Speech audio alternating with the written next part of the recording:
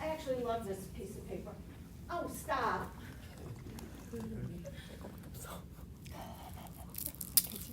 Not that I like to chart, but it was like everything was in one place. I loved it. So those little circles on the top. There you go. Why is it doing that? Must be a loose connection. All right, too fast. The little, I'm not gonna touch it, that's a bad idea. All those little dots are, gives you an idea. Don't. It's an estimation of the millimeters of the pupils. The next one says motor strength and motor tone. So it's your whole neuro. This is the Glasgow Coma Scale. Might take a lifetime. I'm afraid to turn it off though. So the first column says eyes open and then the answers are spontaneously, verbal command, pain, no response, untestable. That's what that says. So that means you walk into a patient's room and they open their eyes spontaneously, they get a 4. Verbal command is not the same as they're sleeping and you walk in and say, Mr. Jones, good morning, and they open their eyes. That's really spontaneous. To command was when my daughter had the concussion and she was laying there like this, and I said to her, are you sleeping? And she's like this. And I said, can you open your eyes? And I see her like trying and they're fluttering, but she can't get them open. So she couldn't even open to command. So she was a 2. Now you know why I was nervous. I don't like 2s. Come back. Okay. Because then I pinched her. Pain. That's one of the ways you check. You can pinch under the arm. You can pinch a nail bed with your nail, or you can do a sternal rub. Take your knuckle, put it in the sternum, and their eyes pop open. I'm her mother, I just pinched her. She was black and blue, that's how hard. And then no response. Sometimes you do that and they don't even open their eyes, then that's a no response. I don't know how eyes open can be untestable unless they have no eyes and they've sewn the lid shut. That would be the only thing I can think of. When it pops up, we'll do it one more really quick. Best verbal response. Orient and converses. I'm going to read them from here, and when they pop up, you'll know. And then it says, the second one is disoriented and conversing, inappropriate words, incomplete sounds, no response, untestable. Untestable would be for patients with laryngectomies. They can't talk. Some of them have those little microphone things, but they may not be able to use it, but if they can, you can use that. But oriented and conversing, we understand. Disoriented and conversing, that's the guy that tells you to take the elephant. Maybe I can fix this. Inappropriate words doesn't have to be cursing, but can be, because that's sometimes part of a neurological syndrome where they use curse words. But it could also be, you know, Mr. Jones, show me your pen, and they pick up their spoon. They don't know, they can't comprehend. Inappropriate sounds, or incomplete sounds, it's just like when they're moaning and then no response and untestable. The best motor response is obeying commands, localizing pain, withdrawing from pain, flexion to pain, and extension to pain, and then none and untestable. Obeying commands, Mr. Jones, lift your right leg, and he lifts his right leg. He's obeying a command. You're not telling him, Mr. Jones, jump out the window. Localizing pain means when I pinched my daughter, she tried to swat my hand away. She knew where I was. Her brain knew that I was pinching her arm.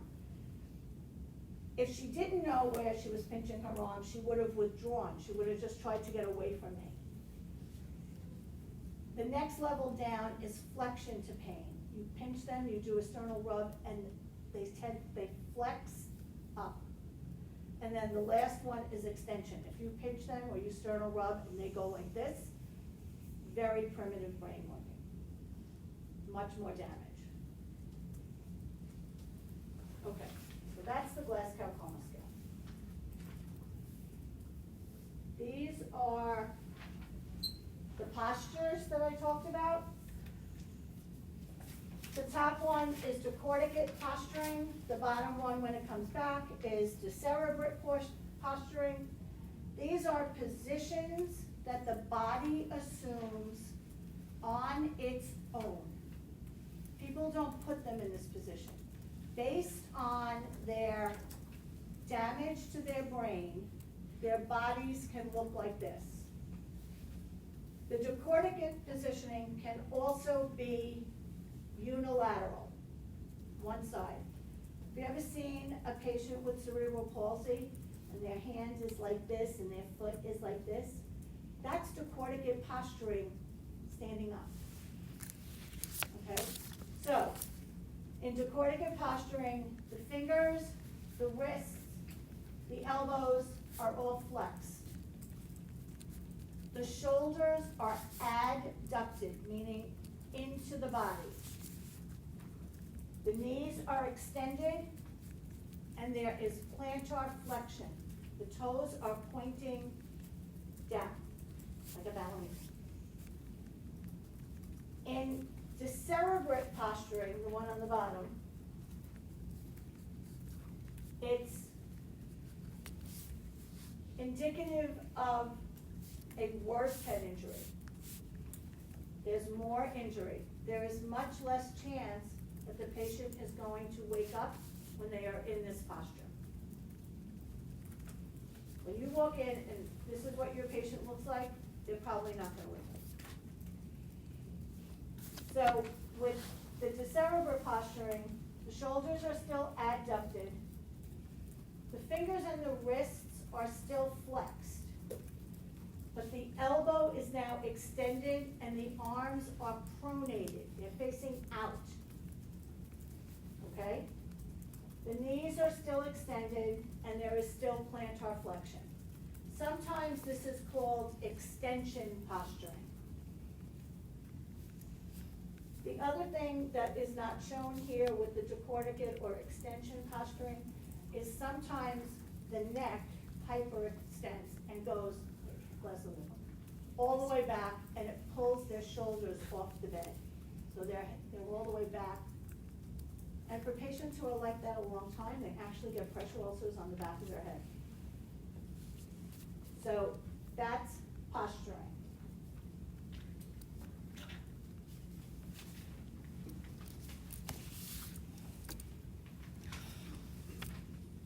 I was pretty sure you understood it from the pictures yesterday, but this is when you have the hematomas. And you have, this one is an uncal hematoma. It's pushing that way. This is the tentorium that I was talking about, the tentorium membrane. And this is when they had a hemorrhage down by the bottom that I said was probably going to be fatal because of its impact on the brainstem. And you can see it's going down through the foramen magnum. It's herniating down. That's only on one side though, so that's better than both sides. And then,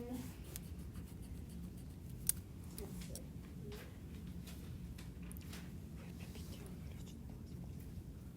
These are some ways of monitoring the intracranial pressure. This one is the one all the way on the right is an intraventricular catheter, the one that's got to go through the brain into the ventricles.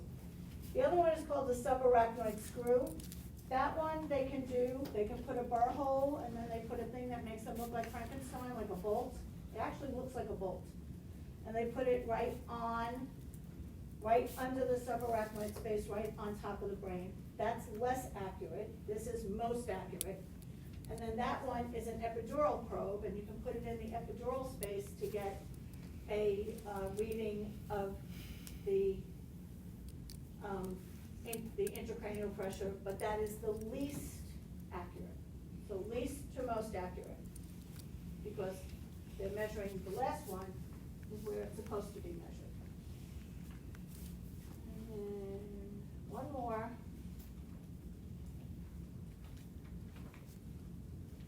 Yes, there it is.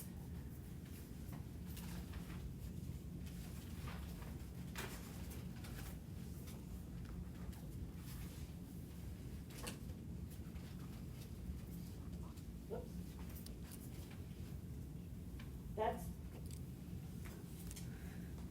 That's the coup contra coup injury. So the head's going back and then it's coming forward. So it hits the front, it hits the back. And that's where you're gonna get your swelling. If it was on the side, it would be side to side. If it's offside, it's gonna be oblique.